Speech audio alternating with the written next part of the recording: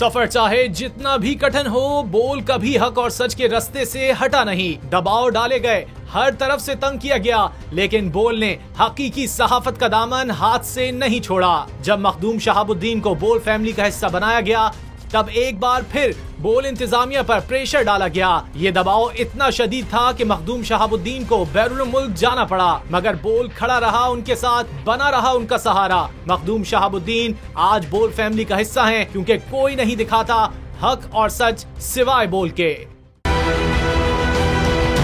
बोल ने हमेशा हक और सदाकत का साथ दिया, सच के साथ खड़ा रहा। हम हैं मिसाल अब्र, मगर इस हवा से हम डर कर सिमट ही जाएंगे, ऐसे भी हमने। बड़ी मुश्किलात, बड़े बड़े चैलेंजेस है उसकी आदत, डरा रहा है मेरी फितरत, डरा नहीं हूँ मैं, और ये ईमान की ताकत की वजह से। सहाफत पर जब भी कड़ा वक्त आया, सिर्फ बोल खड़ा रहा। इंशाल्लाह अल्लाह बेहतर करेगा, हक बातिल पे गालिब आके रहेगा। बोल को है जरूरत अवाम के दुआओं की, इजहार आसादी के लिए, पाकिस्तान के लिए।